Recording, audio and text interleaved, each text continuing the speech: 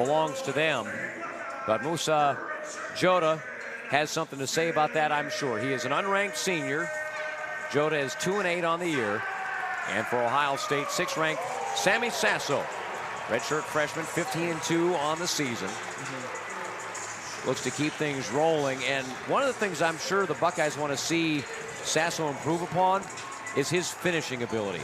To be able to wrestle all 3 periods at top conditioning and build up those leads, turn decisions into majors, majors into techs. Yeah, this is definitely a match that Sasso, and I'm sure the coaches are expecting some level of bonus points, so I expect him to come out real strong here. A lot of attacks.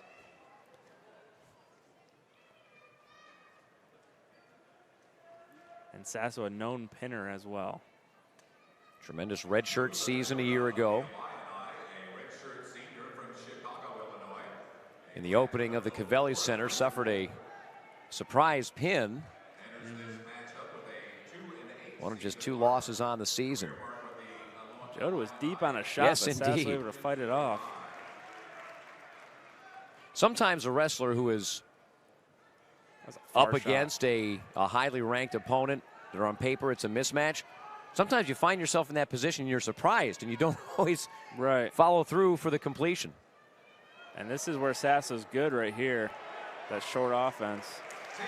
Takedown for Sasso as Jodeh wound up in the danger position, and rather than stay on his back and give up points, bailed out and conceded the takedown. One of the major differences between college wrestling and high school wrestling is that danger position. If you start into a funk situation, and as I talk to high school wrestlers and the kids that I coach, I always call that the Delgado rule. So Delgado, folks from Illinois would. Dean Heil. Yes, indeed. Jesse Delgado just kind of. Now, I guess you can even go back to Ben Askren. Yeah. Tremendous with funk, but the way Delgado would just dive at the ankles. Yeah, I would say it's different for Askren because he's usually working to score from that position, whereas someone like a Delgado or a Heil is just trying to latch on and get like a stalemate. But yeah, they're trying to put an end to that kind of defense. Body lock here from Sasso with an over-under. Gets in this position He had that inside trip the other day. He goes for it again here. Out of bounds, though. Have you seen him throw from that position or just inside trip? I have. He's been in there a couple of times. I've only seen the inside trip to this point. Yeah, I'm not sure if he can throw. I don't know. It's just such a difficult thing at this level to find a guy that gives up. There's Sasso trying to continue to shelf that leg, see if Jodeh gives up his position.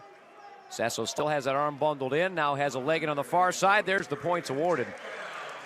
In order to throw somebody, I mean, there are guys at the D1 NCAA level that can actually throw an opponent are few and far between, just because you have the moment has to exist, right?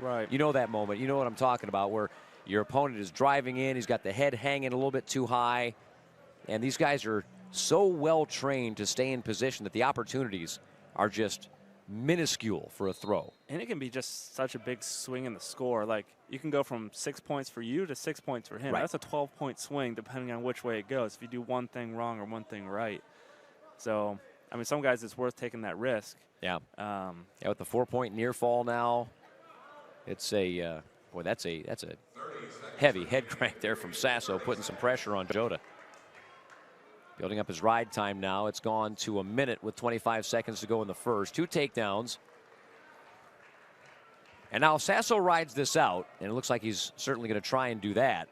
What a difference in terms of how this match looks from one match ago. As we were talking about, Luke Pletcher had the majority of the takedowns, but was not concerned with riding at all. And now we've got not only a 4-1 score as the first period comes to an end, but riding time built up to 125. Functionally a 4-point match if it were to stay that way.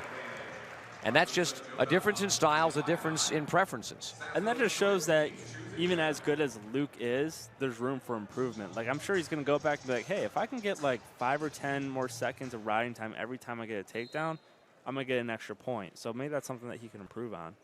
Sasso takes bottom to begin the second, quickly out. And right back on the attack. Now, it looks like Sammy is very interested here in this match in getting to those kinds of ties. Turns that far side underhook into a high C. Now Jodeh trying to chase the corner. Jodeh now has, I thought he had the ankle secured and was going to try for a stalemate. But temporarily. Sasso just continued to move forward, and turn it into points. See a little Zane Rutherford bow and arrow here. Boy, not many did it better. No. This is not a comfortable position if he gets it. Ref. It looked like Jodeh was just holding on for dear life to that wrist of Sasso, trying to keep him in a position where he couldn't get to that bow and arrow. The ref's ready to stop it for potentially dangerous if it just goes a little bit too far. Ride continues here up to 2 minutes of riding time for Sasso and a 7-1 lead. And for a bottom man, if somebody really does have a good punishing move like that, sometimes you'd rather take the stall call. And there it is. There it is, yeah. You'd rather take that stall call and avoid a very painful and unpleasant situation. Where you're giving up 4 points. Right. Yeah. Because eventually, I mean, as you mentioned, the Zane train, if he kept on it long enough, it was going to turn into points. Right. There's only so long that you can hold out on that. Sasso with a tremendous ride here after a takedown in the second. Got his escape, got a takedown, and as this period comes to a close, riding time is nearly going to be locked in. It won't quite be.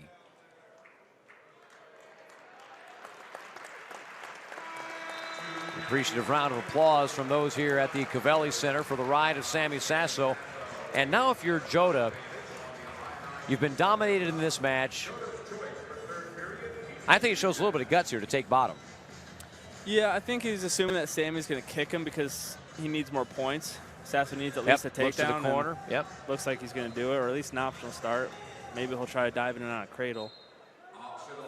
Yep, there. Yep. Well, once Jodeh didn't make a move to come to his feet, it looked like he wanted to try it. Give it a quick shot. So riding time now is locked in, so it's an 8-2 score by all accounts. But to your point at the very beginning of this match, I'm sure the Buckeyes are expecting bonus from Sasso, and he still has a ways to go to get there. In on a shot, but a good hard whizzer for Jodeh. Got the corner, just needs to beat that whizzer. Looks like that's going to happen once that far leg goes in. Sasso is able to secure a takedown in this fashion earlier. Now once it's awarded, there it is. It's a 2-point takedown. And Jodeh did the right thing. You keep that whizzer in after the points are awarded. You put yourself in a guillotine position. And there's a stall warning. I don't know. So that actually helps Sasso up a lot now because he's able to give up the escape. Oh, he's going to give it to him anyways. So I don't know if he's trying to get the tech here, or I figured he would have tried to ride him out, maybe try to look for a pin or something. Well, we've seen he shot a high C off of his far side underhook so quickly I didn't even get a chance to say that it looked like he was anxious to get into ties. And maybe we would see if he had some throws in the bag of tricks or not. Yeah. As of right now, it is a 9-point match with riding time locked to make it 10. And now as we see Sasso go into a ride, a turn, even a 4-point turn would not turn into a tech here. Getting that count down on the leg. Oh, he's trying an assassin, it looks like. Not able to get it. He's getting the count on it. Yeah, once he doesn't feel that it's going to go, he goes the full 4 count and then releases. But enough to get the major for Sasso, 13-3. 4 minutes of riding time. Dominant win for the Ohio State 149-pounder. He moves to 16-2 on the season. And the Buckeyes pull ahead 7-6 now.